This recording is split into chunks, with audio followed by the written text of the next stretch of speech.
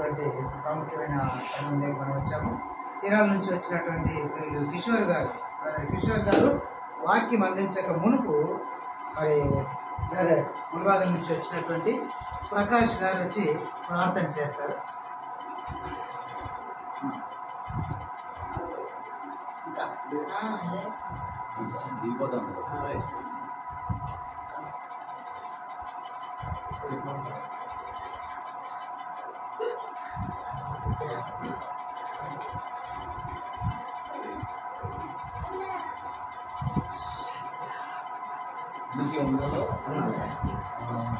అంటే నాకు తెలుగు వస్తుంది మాట్లాడేది, బాగా మాట్లాడుతున్నాను. అయితే ఈ ప్రార్థన చేయక రాదు.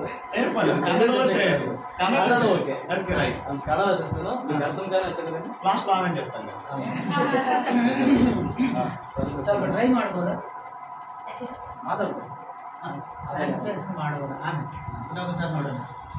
ಟ್ರಾನ್ಸ್ಲೇಷನ್ చేస్తారా? చేయకండి, మాకు కూడా అర్థం ట్రాన్స్లేట్ చేయనా? మాకు అర్థమవుతుంది. బ్రదర్ అంత హార్ట్ చేసి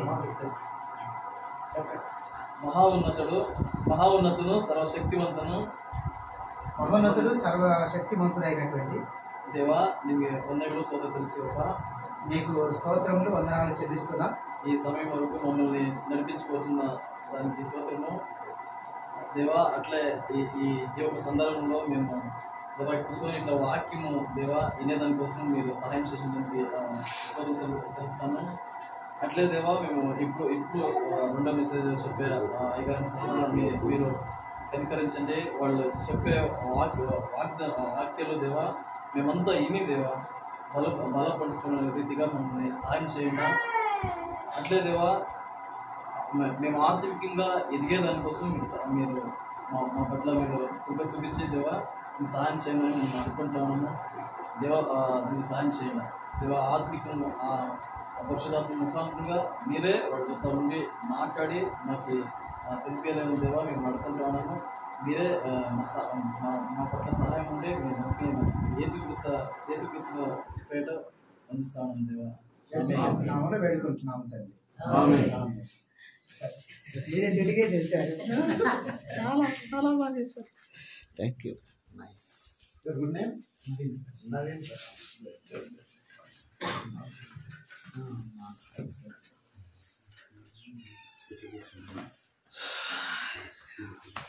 బ్రదర్ నాకైతే వెళ్తుంది, ఇబ్బంది లేదు. మీకు వెళ్తూ సార్ నాకు తెలియదు. Very good, very good. దేవుని వాక్యాన్ని చదువుతున్నాం. అపోస్తలుడైన పౌలు తెస్సలోనికైలకు రాసిన మొదటి పత్రిక.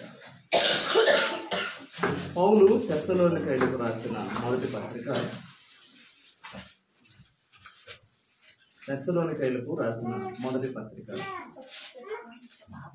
మొదటి అధ్యాయం 6 నుండి 10 వచనాలు నేను చదువుతున్నాను, దయచేసి గమనించండి. తెస్సలోనికైలకు రాసిన మొదటి పత్రిక మొదటి అధ్యాయం 6 నుండి 10 వచనాలు చదువుతున్నాను. పరిశుద్ధాత్మ వలన కలుగు ఆనందముతో గొప్ప ఉపద్రవమందు మీరు వాక్యం అంగీకరించి మమ్మను ప్రభువును పోలి నడుచుకున్న వారైతే. కాబట్టి మాసిదోనియాలోను అకయలోను విశ్వాసులందరికీ మాదిరి అవుతుంది. ఎందుకనగా మీ యొద్ద నుండి ప్రభు వాక్యము మాసిదోనియాలోను అకయలోను మ్రోగెను. అక్కడ మాత్రమే కాక ప్రతి స్థలమందును దేవుని ఎడల ఉన్న మీ విశ్వాసము వెల్లడాయన కనుక మేమేమీ చెప్పవలసిన అవసరం లేదు. మీ యొద్ద మాకెట్టి ప్రవేశము కలిగను అక్కడి జనులు మమ్మను గూర్చి తెలియజెప్పుచున్నారు. మరియు మీరు విగ్రహములను విడిచిపెట్టి జీవం గలవాడును సత్యవంతుడునగు దేవునికి దాసులగుటకు దేవుడు మృతుల్లో నుండి లేపిన యేసు అనగా రాబో ఉగ్రత నుండి మనల్ని తప్పించున్న ఆయన కుమారుడైన యేసు పరలోకం నుండి వచ్చునని ఎదురు చూచుటకును మీరు ఎలాగూ దేవుని వైపు తిరిగితరో ఆ సంగతి వారే తెలియజేసి ఉన్నారు. చదవబడిన లేఖన భాగం ప్రభువే ఈ ఉదయకాలం ఆయన వాక్యమును వినగోరి ఆసక్తి కలిగి ఆయన సన్నిధిలో కూర్చున్న మనందరి ఆత్మల క్షేమార్థమై ప్రభువే ఆశీర్వదించును గాక. చిన్న మాట ప్రార్థన చేద్దాం. తలలు వంచండి, కళ్ళు మూయండి. వీరైన వారందరూ ప్రార్థనలో ఏకీభవించండి. సర్వోన్నతుడ, సర్వాధికారి, ఘనమైన నీ నామమును బట్టి స్తోత్రమును చెల్లిస్తున్నాం. నీ ప్రియకుమారుడు మా ప్రభు అయిన యేసుక్రీస్తు వారిలో మీరు మాకు అనుగ్రహించిన గొప్ప రక్షణ కొరకై స్తోత్రమయ్యా. మీ అనాది సంకల్పంలో మమ్మల్ని జ్ఞాపకం చేసుకున్నారు. ఎక్కడి వారం, ఏ పాటి వారమయ్యా. క్రీస్తు ప్రేమలో మేమందరం కూడా ఒక సంఘంగాను ఒక శరీరంగాను కలవడానికి మీరు ఇచ్చిన అనుకూలతను బట్టి, అవకాశం బట్టి స్తోత్రములు చెల్లిస్తున్నాం. గడిచిన కాలంలో మా ప్రియులకు మీరు అనుగ్రహించిన వాక్య ప్రత్యక్షతను, మీ సువార్త పని నిమిత్తమే మీరు ఏర్పాటు చేశారు. ఈ స్థలమందు నిలిచి పని చేయడానికి మీరు అనుగ్రహించిన ప్రతి మేలు కొరకై స్తోత్రములు చెల్లిస్తున్నాం. ఇలాగ మేము కలుసుకునడం మీ చిత్తమై ఉన్నది. అందును బట్టి మిమ్మల్ని కొనియాడుతున్నాం. నేటి దినాలలో నీ వాక్యమును విరివిగా పంచడానికి, అనేకులను మీ వైపుకు తిప్పడానికి మీరు మమ్మల్ని వాడుకుంటున్నారు. అందును బట్టి మీకు స్తోత్రములు చెల్లిస్తున్నాం. ప్రత్యేకంగా ఈ సందర్భంలో నీ వాక్యము వినాలని ఆశ కలిగి నీ సన్నిధికి మరొక పర్యాయం మేము చేరి వస్తున్నాం. మా ప్రియులైన వారిని మీరు నిలబెట్టి ఇప్పటి వరకు మాట్లాడిన రీతి కొరకై స్తోత్రములు చెల్లిస్తున్నాం. చదవబడిన లేఖన భాగాలు మీవి, మాకు ఆశీర్వాదకరంగా చేయండి. ఏది మేము వినాలని, ఏది పొందాలని మీరు ఆశిస్తున్నారో మీరే మాతో సూటిగా నేరుగా మాట్లాడమని ప్రాధాయపడుతున్నాం. సహాయం చేయి. మా మధ్య నీ ప్రియకుమారుడైన క్రీస్తు యేసు వారిని కనపరచుదరని, మా ముందున్న సమయంలో నీ నామ మహిమార్థం నీ వాక్య ప్రత్యక్షతను మా అందరికీ మీరు పంచిపెట్టుదరని, గనుడైన యేసుక్రీస్తు వారి ఉన్నతమైన నామం పేరిటనే స్తోత్రించి వేడుకొనుచున్నాము తండ్రి. ఆమేన్. ప్రభునందు ప్రియులారా, స్నేహితులారా, ప్రభువును ప్రియ రక్షకుడైన యేసుక్రీస్తు వారి సర్వోన్నతమైన నామం పేరిట చేరువచ్చిన పరిశుద్ధులందరికీ బాపట్ల జిల్లా చీరాల గ్రామం సువార్తశాల గాస్పెల్ హాల్ స్థానిక సంఘం తరఫున పేరు పేరున మా ప్రేమవందనాలు తెలియజేస్తుంది.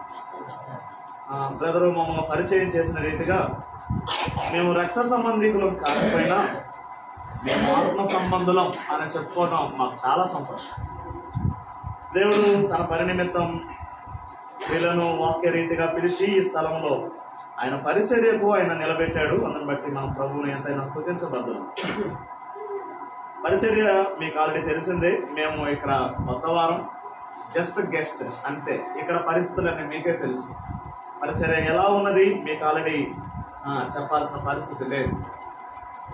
మేము మాకున్న స్థలాలలో అంటే ప్రకాశం, గుంటూరు, నెల్లూరు ప్రాంతాలలో ఇక్కడ పరిస్థితుల కంటే చాలా భిన్నంగా ఉంది. మాకు ఏమి రిస్ట్రిక్షన్స్ లేవు, నిజంగా ఏమీ లేవు. చాలా ఫ్రీడమ్.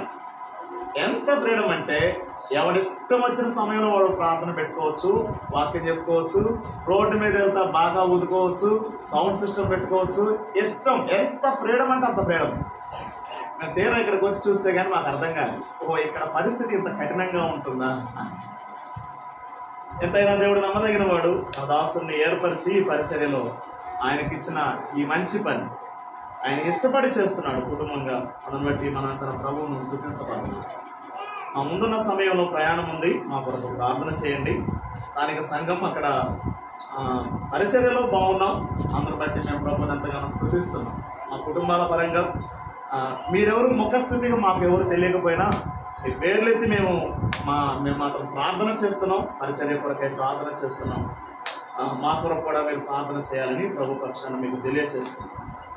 మనం చదువుకున్న లేఖన భాగం తెస్సలోనిక సంఘం గురించి అపోస్తలుడైన పౌలు తన పత్రికలో రాస్తున్నాడు. యేసుక్రీస్తు ప్రభువారు శరీరధారిగా ఆయన పరిచర్య ముగించిన తరువాత, శిలువ మరణం పొందిన తర్వాత ఆరోహణై వెళ్ళాడు. ఆ పరిశుద్ధాత్మను పొందుకున్న తర్వాత శిష్యులైన వారు స్థానిక సంఘంగా ఏర్పడ్డారు. అపోస్తలుల కార్యముల గ్రంథం 2వ అధ్యాయం తర్వాత పెంతెకోస్తు దినము నాడు ఆదిమ సంఘం ఏర్పాటు జరిగింది.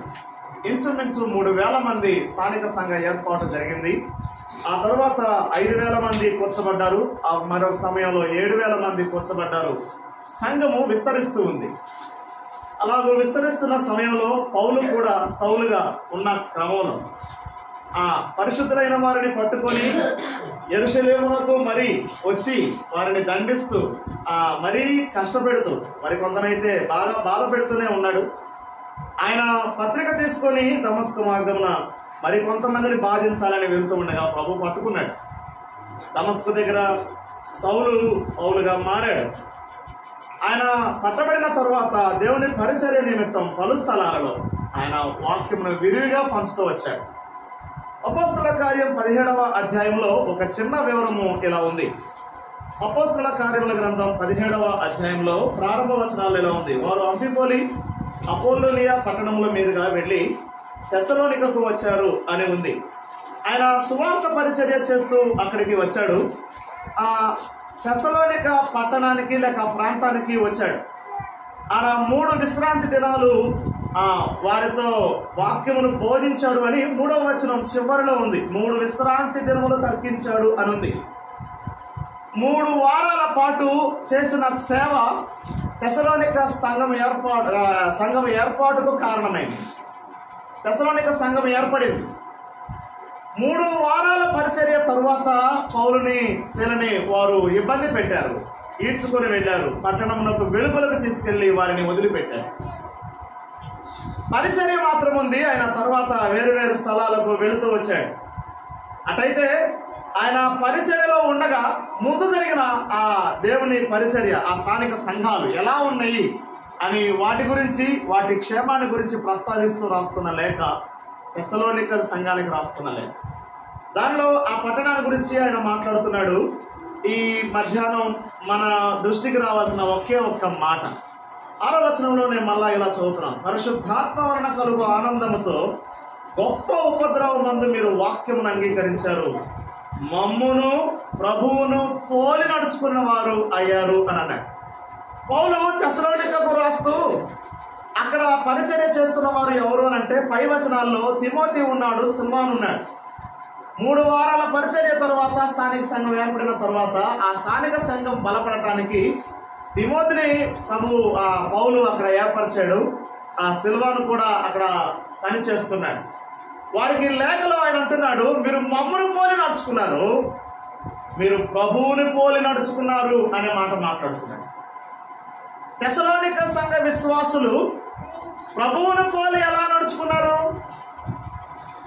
వాళ్ళు ఏమన్నా ఆ సంవత్సరాల తరబడి వాక్యం విని అక్కడ వాక్యం వలన బలం పొందితే వారు వాక్యంలో బాగున్నారులే అనుకోవచ్చు. 3 వారాలు అక్కడ దేవుని పరిచర్య జరిగింది. ఆ తర్వాత తిమోతి వచ్చాడు, సిల్వాను వచ్చారు, వాళ్ళు పరిచర్య చేస్తున్నారు. కానీ పౌలు రాస్తున్నాడు, మీరు ప్రభువుని పోలి నడుచుకున్నారు అని. సహజంగా భూమి మీద మనకున్న పరిస్థితులలో పిల్లలను మనం చూస్తున్నప్పుడు వీడు చూడు అచ్చంగా వాళ్ళ నాన్న పోలి ఉన్నాడు రా అని అంటాం. అంటే దాని అర్థం ఏంటి? ఆయన నడక అలాగుందనా, ఆయన చేస్తున్న పనులు అలాగున్నాయనా, లేక వాడి కదలికలన్నీ అలాగున్నాయనా? దాన్ని బట్టే కదా మనం అంటాం వీడు వాళ్ళ నాన్న పోలి ఉన్నాడు అని. పౌలు గారు అంటున్నారు తెస్సలోనిక విశ్వాసం ఉద్దేశించి మీరు ప్రభువుని పోలి నడుచుకున్నారు అని. ఎలా సాధ్యం? వారు ప్రభువుని పోలి నడుచుకోవడానికి ఏం పాటించుంటారు?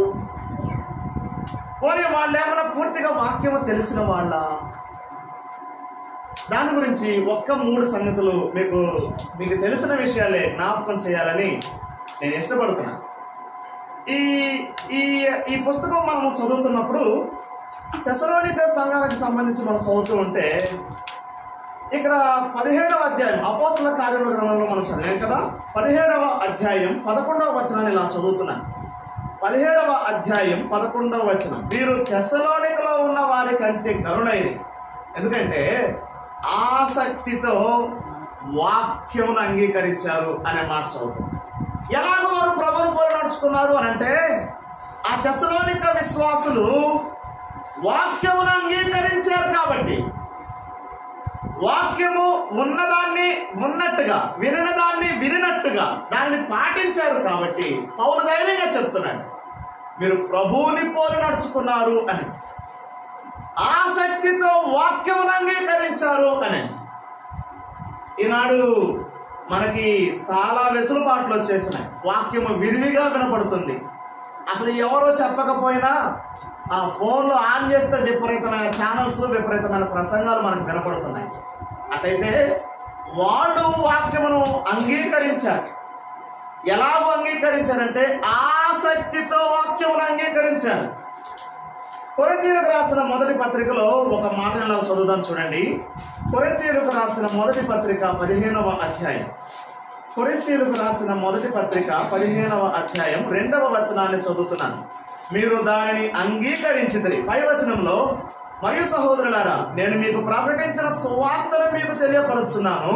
మీరు దానిని అంగీకరించితిరి, దాని యందే నిలిచి ఉన్నారు. దేని యందు? ఏదైతే వాక్యం చెప్పబడిందో ఆ సత్యవాక్యం అందే వారు నిలిచారు. కాబట్టి వారిని గురించి ధైర్యంగా చెప్తున్నాడు పౌలు, మీరు ప్రభువుని పోలి నడుచుకున్నారు అని. ఆసక్తితో అంగీకరించారు, అంగీకరించిన దాని అందే నిలిచి ఉన్నారు. అంతేనంటారా? కొలస్సీయులకు రాసిన పత్రికలో వీరిని గురించి ప్రస్తావిస్తూ ఇలా మాట్లాడుతున్నాడు. చూడండి, కొలస్సీయులకు రాసిన పత్రిక 2వ అధ్యాయం. కొలస్సీయులకు రాసిన పత్రిక 2వ అధ్యాయం. కొలస్సీయులకు రాసిన పత్రిక 2వ అధ్యాయం 6వ వచనాన్ని చదువుతున్నాను. కావున మీరు ప్రభువైన క్రీస్తు యేసును అంగీకరించిన విధముగా ఆయన యందు వేరు పారిన వారై. ఈ మాట మీకు అర్థమైందా? వేరు పారటం అంటే ఏంటి? వేరు పారటం అంటే ఏంటి? మనం విత్తనాలు వేసే సమయం, వ్యవసాయం చేసే సమయం వచ్చింది. విత్తనాలు చల్లి వాటికి నీళ్లు పోస్తూ ఉన్నాం రోజు క్రమంగా. ఏం ఆశిస్తాం? మొలక రావాలి, మొక్క రావాలి, అది ఎదగాలి. మొక్క ఎదుగుతున్నది అని అంటే భూమిలో ఏం జరుగుతుంది? వేరు వెళ్తుంది. ఆ వేర్లు కూడా 2 రకాలు ఉన్నాయి. తాటి చెట్టు వేర్లు మీరు ఇంకా చూసారో దేవుడు నాకు తెలియదు. బంతిపూల చెట్లు మీరు చూసారా? నేను చదువుకున్న రోజుల్లో బంతిపూల చెట్లు కాలేజీ పక్కన చాలా ఉండేవి. నేను ఒకసారి తెలియక ఆ పూలు పొద్దున డైరెక్ట్ అట్ట పట్టుకున్నాను. వాడు ఎవడో ఆ తోట వచ్చాడు. నేను పూలు పట్టుకుని తిరిగా, చెట్టు నాతో పాటు వచ్చింది. దాని అర్థం ఏంటి? దాని వేరు ఉంటుంది కానీ పైనే ఉంటుంది. భూమి మీద జస్ట్ జాన్ లోతు కూడా వెళ్ళదు. కానీ తాటి చెట్టును లాగి చూడండి ఎట్టొచ్చింది. ఎందుకు? దాని అర్థం ఏంటి? దాని వేరు పైకి ఎంతైతే ఉందో లోపలికి అంత వెళ్తుంది. దాని అర్థం అదే. ఏదైతే వాక్యమును వారు అంగీకరించారో ఆ వాక్యమందు వారు వేరు పారారు, దాని అందే నిలిచారు. ఆ సత్యవాక్యమును అంగీకరించారు. కాబట్టి అవును, వారి గురించి ధైర్యంగా చెప్తున్నాడు, మీరు ప్రభువుని పోలి నడుచుకున్నారు అని. స్నేహితులారా, ఈ సాయంకాలం వేళ వాక్యం మనం కూడా చదువుతున్నాం, వాక్యాన్ని వింటున్నాం. వాక్యంలో వేరు పారిన అనుభవం కలిగి ఉన్నామా? వేరు మనలో నాటబడిందా? వేరు ఎంతగా అయితే మనలో నాటబడుతుందో అంతగా ఎదుగుతాం. తెస్సలోనిక విశ్వాసుల గురించి పౌలు ధైర్యంగా చెప్తున్నామా? మీరు ప్రభువును పోలి నడుచుకున్నారు అని. వాక్యమును అంగీకరించిన వారు కాబట్టి వారు ప్రభువును పోలి నడుచుకోగలిగారు. రెండవ దాని గురించి మనం మాట్లాడదాం. చూడండి, తెస్సలోనికైలకు రాసిన పత్రికలో మనం ఉన్నాం కదా. తెస్సలోనికైలకు రాసిన పత్రిక 1వ అధ్యాయం 9-10 వచనాలు చదువుతున్నాను. మీ యొద్ద మాకు ఎట్టి ప్రదేశం కలిగను, అక్కడే జనులు మమ్మను గురించి తెలియజెప్పుచున్నారు. మరియు మీరు విగ్రహములను విడిచిపెట్టి అన్నమాట. ఏం విడిచిపెట్టారు వాళ్ళు? విగ్రహములను విడిచిపెట్టారు. అంటే విడిచిపెట్టక ముందేం జరిగింది? విగ్రహాలు కలిగి ఉన్నారు. అంతే కదా అర్థం. తెస్సలోనిక విశ్వాసులు గతంలో విగ్రహారాధికులు. ఎప్పుడైతే వాక్యమును అంగీకరించారో వారు విగ్రహాలను విడిచిపెట్టారు. పౌలు ధైర్యంగా చెప్తున్నాడు, మీరు ప్రభువుని పోలి నడుచుకున్నారు. ఎలాగూ అంటే మీరు విగ్రహాలను విడిచిపెట్టారు. విగ్రహాలంటే అక్షరార్థంగా కనపడే విగ్రహం కాదు. ఈ రోజుల్లో బాగా నానుడైన ఒక విగ్రహం ఒకటి ఉంది. ఏంటంటే నాకు తెలిసింది నేను అని ఒక విగ్రహం. దాన్ని విడిచిపెట్టడం నా వల్ల కాదు, నా వల్ల అసలు కావడం. మీ సంగతి చెప్పాల, నా సంగతే చెప్తాను. విగ్రహాలను విడిచిపెట్టారు వాళ్ళు. విగ్రహాలను విడిచిపెట్టారు అనగానే నాకు బాగా గుర్తొచ్చిన ఒక సందర్భం ఉంది. సమరయ స్త్రీ ప్రస్తావన దగ్గరకు వెళ్ళాను. సమరయ స్త్రీ ఏం విడిచిపెట్టింది? కొండ విడిచిపెట్టింది. వాళ్ళేమో విగ్రహాన్ని విడిచిపెట్టారు, ఈమైతే కొండను విడిచిపెట్టింది. పేతురు భక్తుడు గారు ఏం విడిచిపెట్టాలో రాస్తున్నాడు, చదువుదాం చూడండి. పేతురు రాసిన మొదటి పత్రిక 1వ అధ్యాయం 18వ వచనాన్ని చదువుతున్నాను. పితృపారంపర్యమైన మీ వ్యర్థ ప్రవర్తనను ఏం విడిచిపెట్టాలి? వ్యర్థ ప్రవర్తనను విడిచిపెట్టాలి. ఎప్పటి నుంచి వస్తున్నాయి? తాత ముత్తాతల నుంచి వస్తున్నాయి. అదే అక్కడ రాసిన మాట, పితృపారంపర్యమైన. మా తాతలు మా నాయనములు వాళ్ళెవరో పాటించారు, అవి మేము ఇప్పుడు కూడా పాటిస్తాం. వాక్యాన్ని అంటున్నాం, వాక్యమే ప్రార్థన చేస్తున్నాం, దాని దారేదే. కానీ వాళ్ళు చేశారు కదా, మరి చేయకపోతామని అంటారు. అందుకని అది కూడా మేము అది తప్పు. వారు విగ్రహాలను విడిచిపెట్టారు. ఇతరు గట్టిగా మాట్లాడుతున్నాడు. మీరు పితృపారంపర్యవి, ఆ పాతకాలం నుంచి ఏదైతే పాటిస్తున్నారో వాటిని విడిచిపెట్టాలి. హెబ్రీ గ్రంథకర్త రాస్తున్న మాట చదువుదాం చూడండి. హెబ్రీలకు రాసిన పత్రిక 11వ అధ్యాయం. హెబ్రీలకు రాసిన పత్రిక 11వ అధ్యాయం 27వ వచనాన్ని చదువుతున్నాను. 27. విశ్వాసమును బట్టి అతడు అదృశ్యుడైన వారిని చూచినట్టు స్థిరబుద్ధి గలవాడై రాజాగ్రహమునకు భయపడక ఐగుప్తును విడిచిపెట్టాను. ఎవరిది? మోషే గారి గురించి. రాజాగ్రహానికి భయపడలేదు, ఐగుప్తును విడిచిపెట్టాడు. ఇప్పుడు ఏంటంటే ఒక చిన్న సమస్య ఇక్కడ వచ్చింది. ఇశ్రాయేలు అయిన వారు దేవుని ప్రజలను ముద్రపడిన తర్వాత మోషే నాయకత్వంలో వారిని ఐగుప్తు దాసత్వం నుండి విమోచించాడు దేవుడు. వారు ఆ వాగ్దాన దేశానికి వెళ్ళడం కోసం 40 సంవత్సరాల పాటు అరణ్యంలో నడిచారు. ఎట్టకేలకు కనానుకు చేరారు. ఎక్కడ చేరారు? వాగ్దాన దేశానికి చేరారు. ఈ 40 సంవత్సరాల ప్రయాణంలో కానీ, కనాను చేరిన తర్వాత కానీ ప్రతిసారి వాళ్ళు కూడా గుర్తొస్తుంది. ఏంటి అని అంటే, మేము అక్కడ కుండల దగ్గర కూర్చొని తిన్నాం, మాకు అక్కడ అంత వసతులు ఉన్నాయి. ఎర్ర సముద్రం దగ్గరకు వచ్చినప్పుడు మాకు అక్కడ సమాధులు ఉన్నాయి, మాకు ఫలాని ఉన్నాయి అని అంటారు. నేనేం చెప్పాలనుకుంటానంటే, వాళ్ళని తెచ్చింది ఎక్కడి నుండి? ఐగుప్తు నుండి. వాళ్ళకి గుర్తున్నది ఏంటి ప్రతిసారి? ఇప్పుడు ఏం చెప్పాలనుకున్నానంటే, ఎన్నిసార్లు ఎన్ని మేళ్లు చేసినా ఐగుప్తు విడిచిపోవటలా. కానీ మోషే రాజాజ్ఞకు భయపడలా, ఐగుప్తుని విడిచాడు. మనం కూడా అదే పరిస్థితిలో ఉన్నాం చూడండి. విడిచిపెట్టలేనివి ఇంకా మనలో నాటుకునే ఉన్నాయి. పౌలు ధైర్యంగా చెప్తున్నాడు, మీరు ప్రభువును పోలి నడుచుకున్నారు. ఎలా? మీరు ఏదైతే విగ్రహాలను పూజించారో ఆ విగ్రహాలను విడిచిపెట్టారు. కదండి. పితృ పారంపర్యం వ్యర్థ ప్రవర్తనను విడిచిపెట్టారు కదండి. మనము ఇదే హెబ్రీ పత్రికలో 2-3 వచనాలు ఇలా చదవచ్చండి. 12వ అధ్యాయం 2వ వచనంలో ఇలా ఉంది, మనము కూడా ప్రతి భారమును సులువుగా చిక్కులు పెట్టు పాపమును విడిచిపెట్టి. ఏం విడిచిపెట్టాలి? పాపమును విడిచిపెట్టి. ఇదే హెబ్రీ పత్రికలో 6వ అధ్యాయం 1వ వచనం 6:1. కాబట్టి నిర్జీవ క్రియలను విడిచి, దేన్ని విడిచి? నిర్జీవ క్రియలను విడిచిపెట్టాల్సిన వాటిని విడిచిపెట్టాలి. తెస్సలోనిక విశ్వాసులు వారు ప్రభువును పోలి నడుచుకోవడానికి వాళ్ళు వాటిని విడిచిపెట్టారు. కాబట్టి పౌలు ధైర్యంగా చెప్తున్నాడు, మీరు విగ్రహాలను విడిచిపెట్టారు, ప్రభువును పోలి నడుచుకున్నారు. స్నేహితులారా, తల్లిదండ్రులారా, ఈ ఉదయకాలం లేక ఈ పగటి కాలంలో మనం వాక్యాన్ని వింటున్నాం, అనేక రీతులుగా ప్రభువుని అనుభవిస్తున్నాం. విడిచిపెట్టామా? రాజాగ్రహానికైనా లేక ఆ మాటకైనా భయపడక మోషే విడిచిపెట్టాడు ఐగుప్తును. ఇంకెప్పటికీ జ్ఞాపకం చేసుకోవాలి. కానీ నాటి మాటికి మనకు గుర్తొస్తున్నాయి, అవి విడిచిపెట్టలేకపోతున్నాం. మొదటిది, వారు ప్రభువును పోలి నడుచుకోవడానికి వారు వాక్యమును అంగీకరించిన వారు ఆసక్తితో. కాబట్టి వారు ప్రభువును పోలే నడుచుకోగలిగారు. రెండవది, విగ్రహములను విడిచిపెట్టగలిగారు. కాబట్టి ప్రభువును వారు పోలి నడుచుకోగలిగారు. మూడవ సందర్భాన్ని ఇలా చదువుతున్నాను. తెస్సలోనికీయులకు రాసిన మొదటి పత్రిక 1వ అధ్యాయం 9-10 వచనాలు మరలా చదువుతున్నాను చూడండి. మీ యొద్ద మాకెట్టి ప్రవేశం కలిగను, అక్కడ జనులు మమ్మల్ని గురించి తెలియజెప్పుతున్నారు. మరియు మీరు విగ్రహములను విడిచిపెట్టి జీవము గలవాడును సత్యవంతుడకు దేవుని దాసులగుటకు దేవుడు మృతుల్లో నుండి లేపిన యేసు అనగా రాబో ఉగ్రత నుండి మనం తప్పించున్న ఆయన కుమారుడని యేసు పరలోకం నుండి వచ్చునని ఎదురు చూస్తున్నారు. ఎవరి కోసం? ఊరికెళ్ళిన ఆయన తిరిగి వస్తాడనా? ఎవరొస్తారని మృతుల్లో నుండి లేచిన ప్రభు పునరుద్ధానుడై ఆయన ఆరోహణై తండ్రి కుమ్మ గుడిపాసనలకు చేరాడు.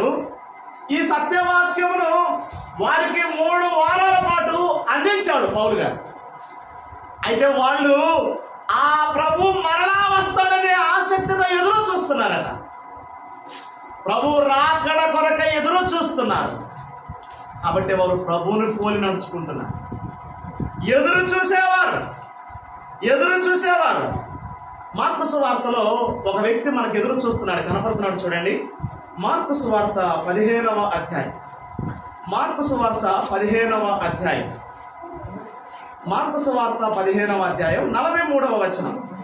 గనుక సాయంకాలం అయినప్పుడు అరిమత్తయి యోసేపు తెగించి పిలాతు వద్దకు వెళ్ళి యేసు దేహము తనకిమ్మని అడిగాను. అతడు ఘనత వహించిన ఒక సభ్యుడై దేవుని రాజ్యము కొరకు, ఎవరైనా దేవుని రాజ్యం కోసం ఎదురు చూసేవాడు. ఈ రోజుల్లో మనకు లేని భయం ఏంటంటే ఎదురు చూడటమే. నేను వస్తానని ప్రభు చెప్పాడు. మన రక్షణ తీర్మానం చేసిన నాడు ఇక నేను జీవించేది నా ప్రభు కోసమే అని మనం బహిరంగ సాక్ష్యం ఇచ్చి మనము స్థానిక సంఘంలో చేర్చబడ్డాం. నువ్వు వచ్చు పర్యంతము నా సాక్ష్య జీవితాన్ని నీ కొరకు నమ్మకంగా జీవిస్తాను ప్రభు అని అన్నాం. ఇదే క్రమంలో బతికుంటే నేను నీ కొరకు బ్రతుకుతాను అని చెప్తున్నాను. నీ రాకడ కొరకు ఎదురు చూస్తున్నాం అని చెప్తున్నాం. యజమానుడు వస్తాడు, ఆయన రాకడ కొరకు ఎదురు చూస్తున్నాం. తెసలోనిక విశ్వాసులు వాక్యమును అంగీకరించిన తర్వాత ఆయన మేఘారుడై ఎలాగైతే వెళ్ళాడో ఆయన రాక కొరకై వారు ఎదురు చూస్తూ వారు కాలాన్ని గడిపారు. కాబట్టి పౌలు ధైర్యంగా వారి గురించి చెప్తున్నాడు, మీరు ప్రభువుని పోలి నడుచుకున్నారు అని. ఎదురు చూసే అలవాటు అసలు మనకు ఉందంటారా? ఇంట్లో యజమాని పొద్దున్నే డ్యూటీకి వెళ్ళాడు, సాయంత్రం 4 గంటలకు అయిపోద్ది, 5 గంటలకు అయిపోద్ది, లేదా 6ంటికి అయిపోద్ది, కనీసం 7ంటికి ఆయన ఇంటికి వస్తాడు.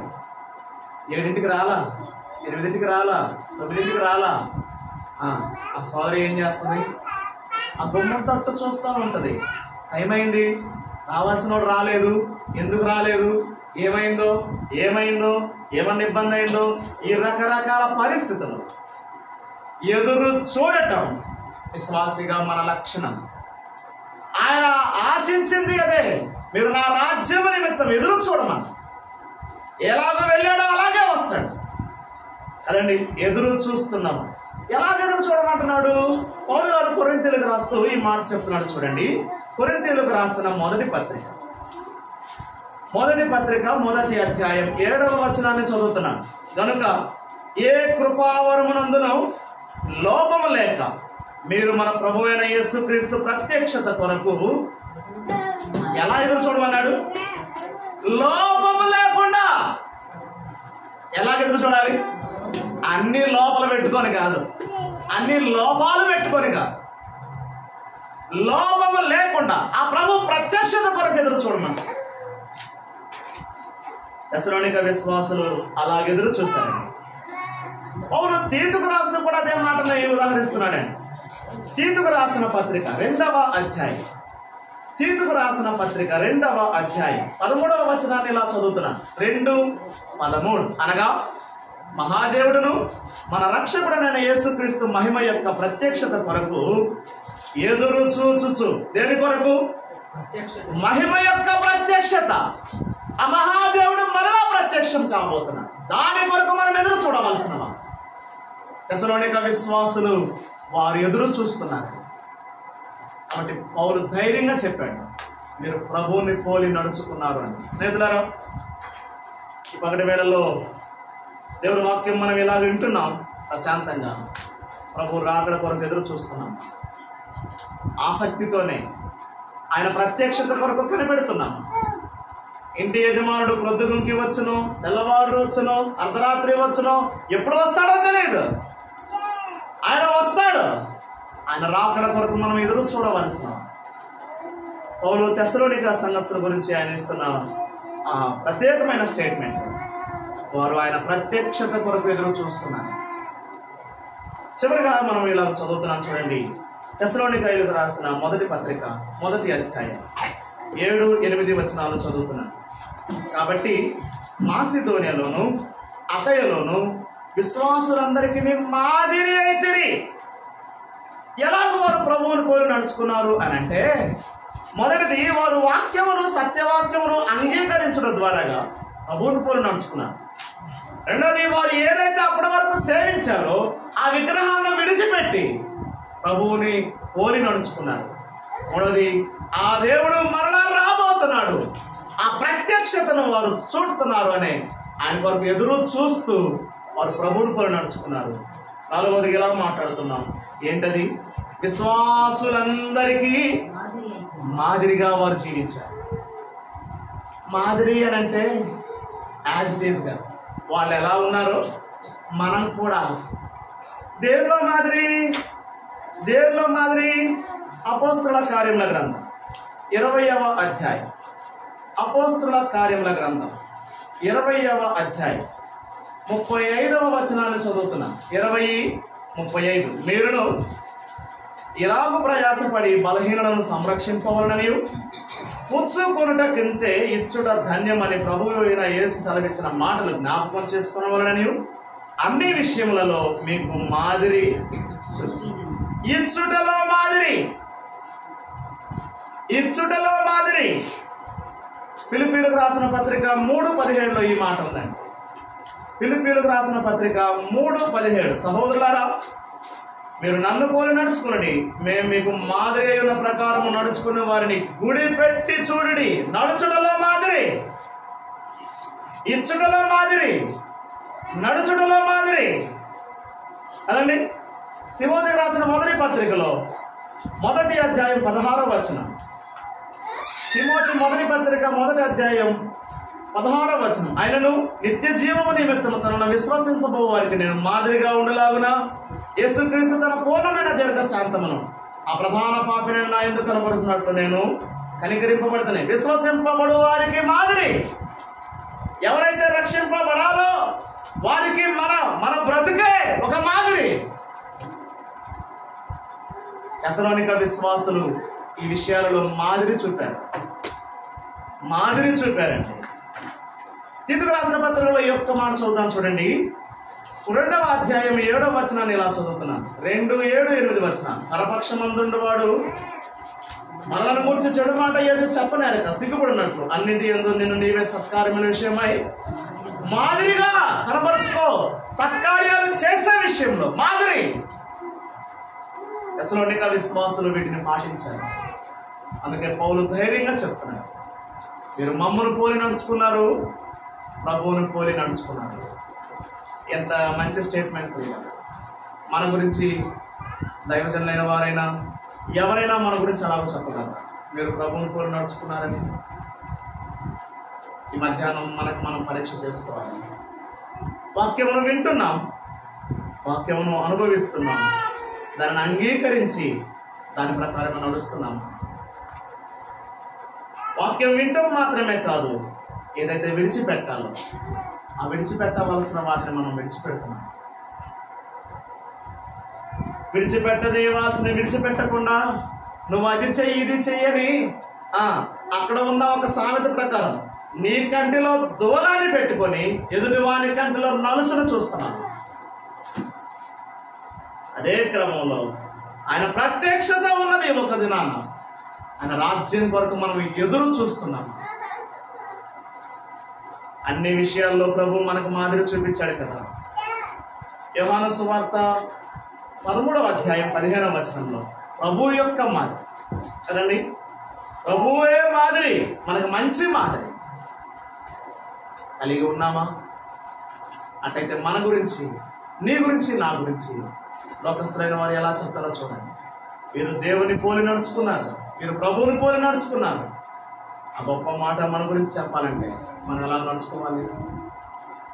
సత్యవాక్యాన్ని విన్నంత మాత్రాన కాదు, కానీ దాని యందు వేరు పారిన వారండి, దాని యందే లక్ష్యం ఉంచిన వారండి కదండి. ఏదైతే విడిచిపెట్టాలో విడిచిపెట్టాల్సింది ఖచ్చితంగా విడిచిపెట్టాల్సిందే. లాభమైన నష్టమైన ప్రభు కొరకు విడిచిపెట్టాల్సింది.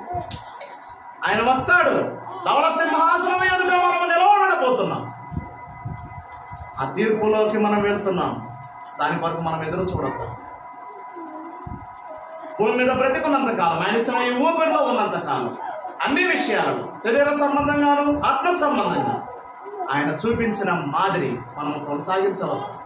ఇలాగ చేయటం ద్వారా ఇదిగో ప్రభు మనల్ని అంటున్నాడు, మీరు నన్ను కోరి నడుచుకున్నారు, అలాగ నడుచుకోవాలని ప్రభు ఆశించిన ఆ వాక్యపు మేరలో మన బ్రతుకులో జరగాలని మీకు తెలియజేస్తూ నాకు ఇచ్చిన ఈ అవకాశాన్ని బట్టి ప్రభువును స్తుతించి వాక్యము ముగిస్తున్నాను.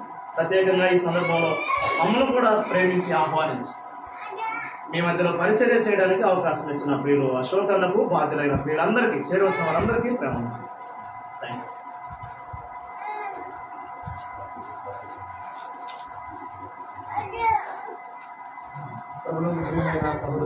సహోదరులారా, మరి ఈ ప్రత్యేకమైన ఆదివార దినమున మన మధ్యకు చేసినటువంటి దేవుని దాసురాలు ప్రియమైన తల్లి నాతమ్మ గారికి ప్రత్యేకమైన వందనాలు తెలియజేస్తున్నాం. అలాగే మీరు కిషోర్ బాబు రాత్రి అంతా ప్రయాణం చేసి ఉదయకాలం 2 కుడుకుల్లో మనకు వర్తమానం అందించారు.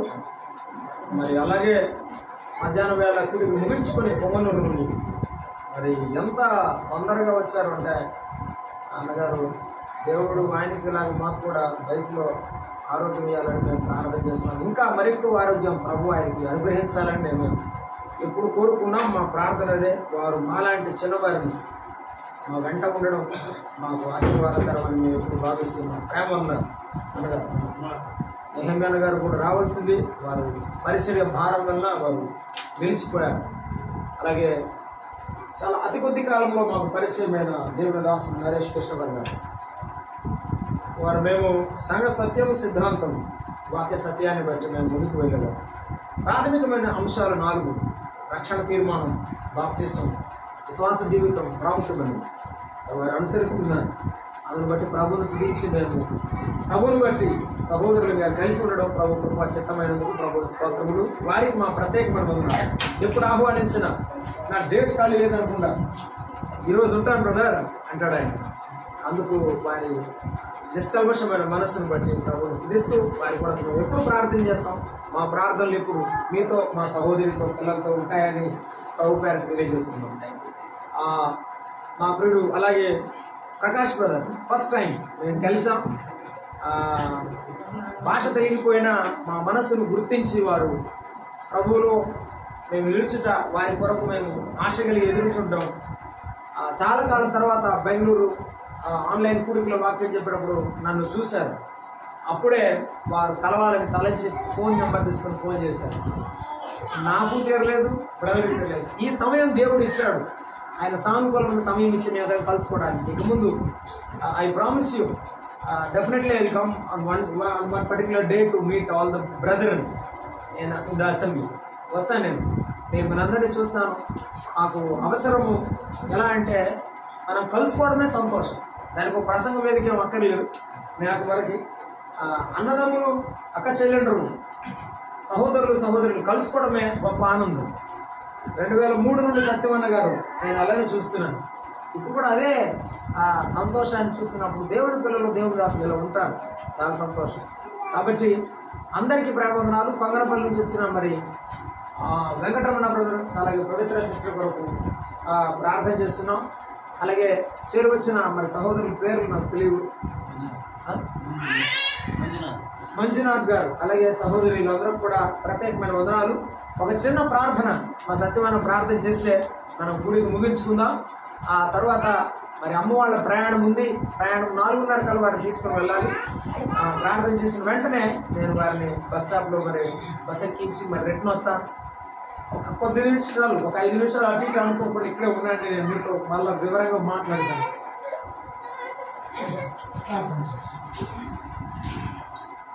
మహిమగల తండ్రి, కృపగలిగినటువంటి మా గొప్ప దేవ, ఇది మరొకసారి మీ ప్రియ కుమారి నామంలో మీరు స్తుతి, ఘనత, మహిమ చెల్లిస్తున్నా.